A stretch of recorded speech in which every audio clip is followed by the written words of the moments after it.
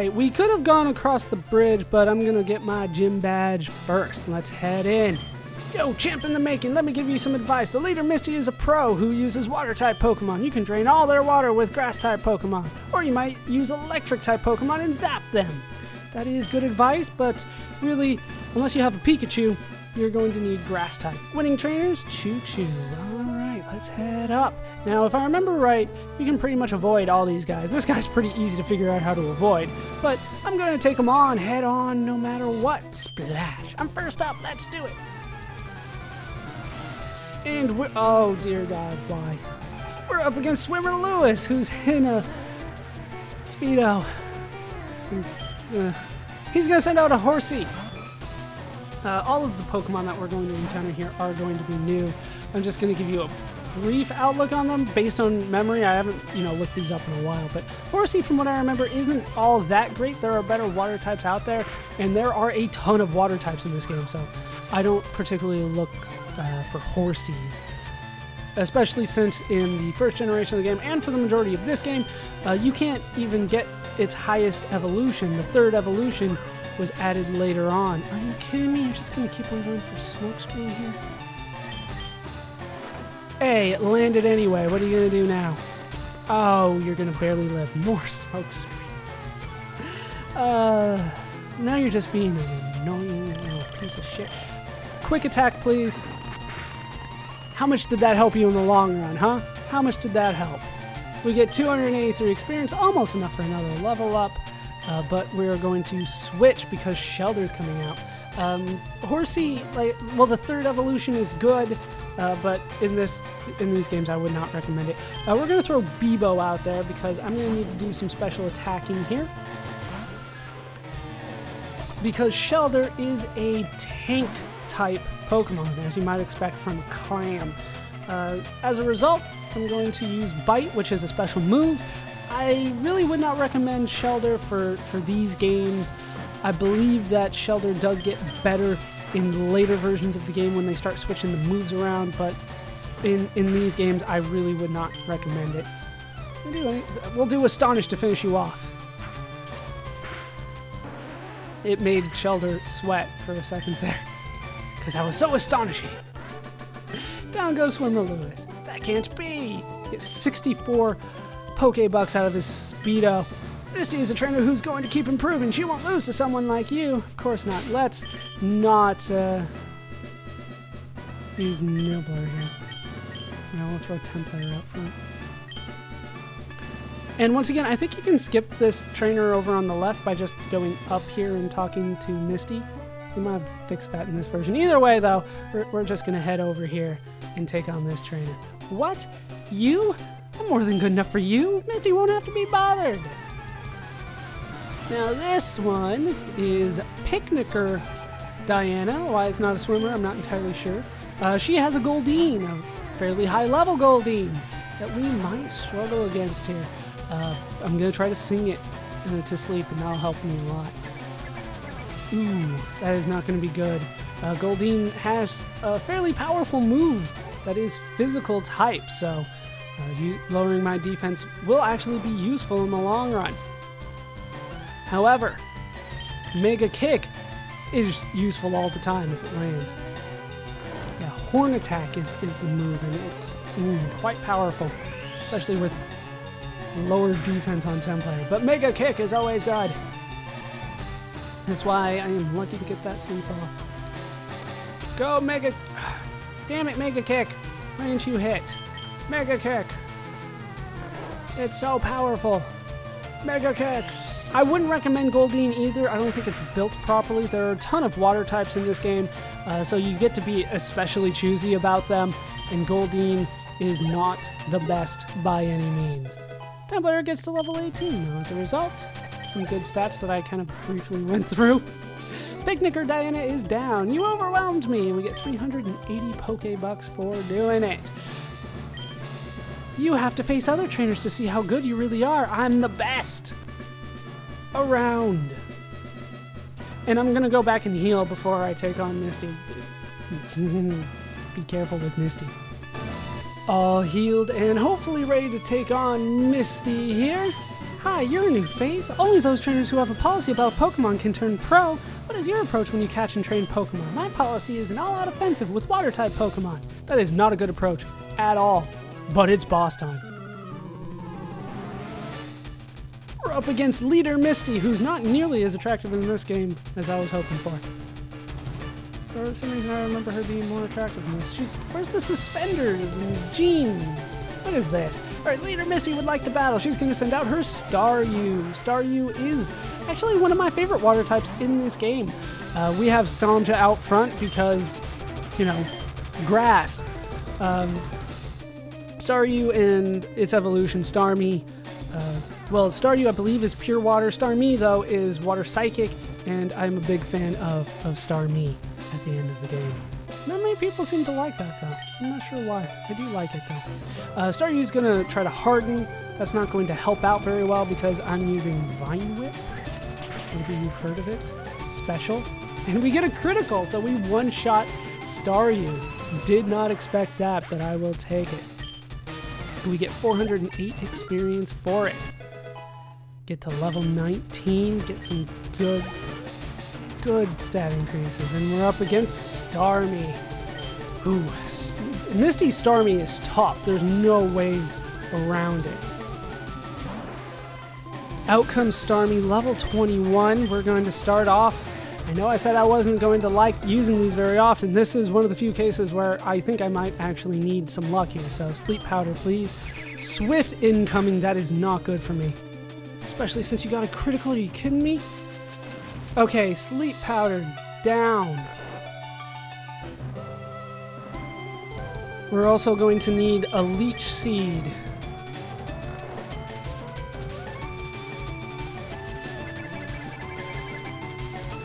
And then once that's all done, then we can start using Vine Whip. This is the strategy that I said I didn't like using, but Starmie is the one time where I'm like, okay, I need to use a good amount of strategy here. So we're going to go for Vine Whip once again. Starmie is pretty physically tanky. Super effective, but as you can see, it still doesn't do all that much damage. Starmie is a tough Pokemon. Chances are it's going to wake up soon. In the first generation of game, waking up from being asleep actually took over your whole turn. If you woke up, that was your turn. In this generation, as I think you've seen before, you can wake up and then do a move, and that's just your one turn. All right, looking good. Looking good. And we're going to use Vine Whip. Super effective. Is Leech Seed going to finish it off? Probably not. It does! Starmie goes down by a Leech Seed, using the strategy that is really effective but can be quite annoying. I don't like using it too often. We get a huge chunk of experience for that. Yeah, even at level 19, that's good enough for a whole level pretty much. Get some good stats. And we're trying to learn Razor Leaf. But Samja can't learn more than 4 moves. Delete a move to make room for Razor Leaf. You're damn right I will. If you're struggling with this fight, get Samja Razor Leaf. So much better. So here we can see it's this, Vine Whip is the same as Tackle in terms of overall power. Razor Leaf, though, is a little bit more powerful. The foe was hit with a Cutting Leaf. It has a high critical hit ratio. I'm actually going to get rid of, I know people are going to get mad at me, Vine Whip. Vine Whip's going to go. I don't like having way too many grass type moves. I want Samja to be able to do something else just in case. So we're going to get rid of Vine Whip and keep Razor Leaf. 1, 2, and poof. Samja forgot Vine Whip and has learned Razor Leaf.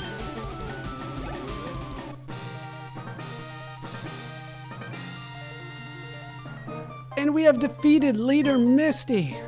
Wow, you're too much. All right, you can have the Cascadebadge to show you beat me. We get a huge chunk of change for that.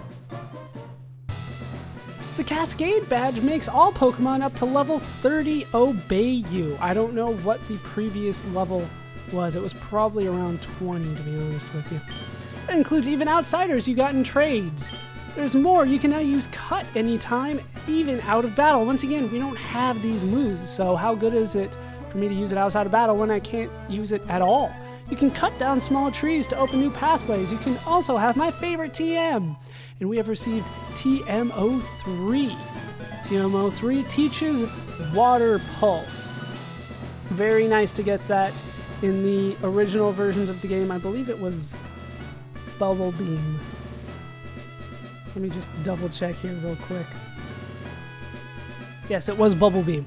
If you have a water type Pokemon, particularly Squirtle or Wartortle, I would highly recommend that you teach them Water Pulse. I would not use it on Magikarp though. Use it on an aquatic Pokemon, of course. Of course. Do you have anything else to say? No, that is it. So we have our second badge. We have completed the gym. And now there are 2 of us on the list, even though there's probably like 50 people running around with Cascade badges. Time for me to go heal before we move on again. Ready to move on? To be honest, I think the hardest part of the game is now done.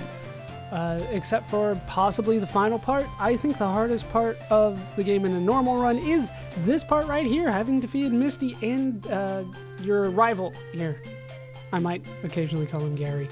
In the yellow version of the game, though, I should say that instead of an Abra and a Pidgeotto, he will have a Sandshrew and a Spearow, which is a little weird. But of course, he will need a ground type to counter your Pikachu in yellow. So, what is up here that we have been avoiding for a little bit? This is Route 24. There is some grass over there. I will go there, and this is actually a pretty damn important part of the world. However, we're just going to go across what is known as Nugget Bridge here. People call this the Nugget Bridge. Beat us 5 trainers and win a fabulous prize. Think you got what it takes? Now, when I was growing up, I thought they meant I had to beat all 5 of them without running away. That's not true at all. You can take all the time you want. Bugcatcher Kale would like to battle. He's going to send out a Caterpie. But I have Nibbler. After defeating your rival, these guys should not be any kind of difficult time for you at all. What was I going to say? Oh, the thing about Misty's Starmie and what makes it so powerful is that it has so many moves that are good. It has water type moves that are good, it has physical type moves that are good, a normal type move, it has Swift that you saw. If you have a team with Charmander, I pray that you have either Paris or a Butterfree with you to try to deal damage to that.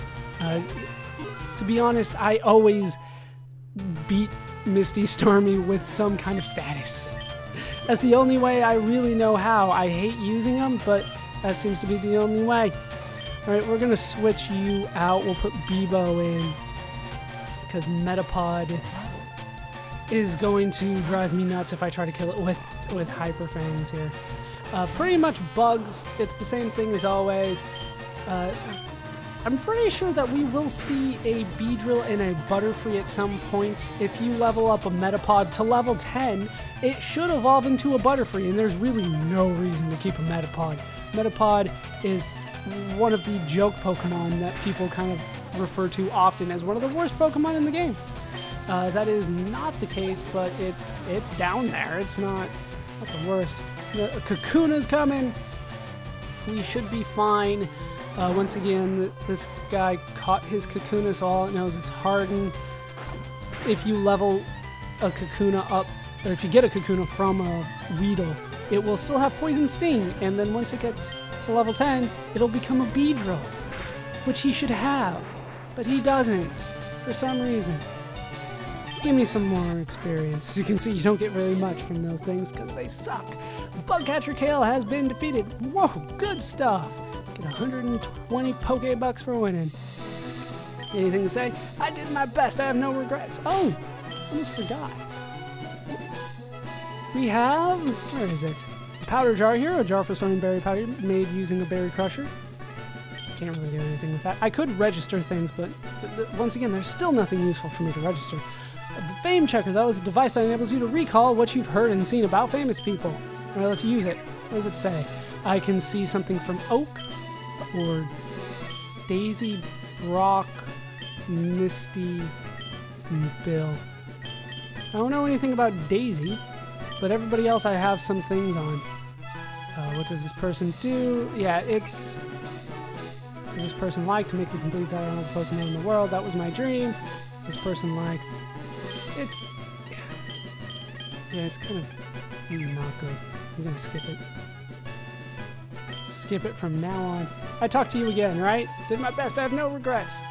Even if I didn't, it wasn't all that useful. I'm second. Now it's serious. Yes, of course, now it's serious. Damn it, little girl. Stop looking at me like that. Last... Ali? I don't know what they're going for here. Let's just say her last name is Muhammad. So her name's Ali Muhammad.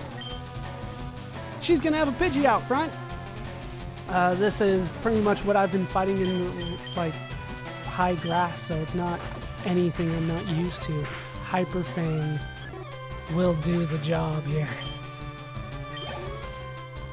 And Oddish is now going to come out. I will change Pokemon. Who do I want to throw out there for an Oddish? Let's see. Yeah, we'll just throw out Sanders. Just throw out Sanders. Do some good work with that. Oddish we have seen before. Pretty good. But once you start getting a complete team and you can start throwing out weaknesses, then it's a lot easier for you. It uses Sweet Scent. This is definitely one of those powder type Pokemon that uses so many powders. Sweet Scent will make me not dodge an attack that never came. Down goes the Oddish. We get quite a bit of experience. We're going to keep Sanders out here for the Bellsprout, though. Nothing too difficult. We have gone over Oddish and Bellsprout before. We haven't had a chance to catch them, though. As you can see, Oddish is a little tankier. Yeah, I just don't like Bellsprout nearly as much. Not that you should really be using either one, though. How could I lose? It's just easy to make comparisons between some Pokemon every once in a while, even though you shouldn't really be using either. I did my best. I have no regrets. I think I'll be fine. Let's just keep going. Here's number 3. It won't be easy. Yeah, these guys are kind of easy. Now we're up against Youngster Timmy. He's going to have a Sandshrew. Sandshrew. I've actually been using Bebo all along, but we'll see how Hyper Fang does. Most ground types are pretty resistant to physical attacks, though. This guy is no exception. But hopefully I can land this and finish him off. A little bit more damage. Down he goes with a critical hit. Physically tanky. Pretty common for ground types. Alright, Ekans is coming out. I still don't really have a good strategy against an Ekans, simply because I don't have access to a couple of my favorite types that are really good against poison. But nonetheless, Ekans shouldn't prove too much of a difficult thing for me. Even though he has Bite, as you can see, the stats aren't 100% there. Even if you're going to want a poison type on your team, I would not recommend Ekans. It's just not good. It's a backwards snake. Turns into a backwards cobra. But we do get a chunk of experience from it. Ow, stomped flat. Alright, let me consider this for a second here. I did my best. I have no regrets. That's what everybody says.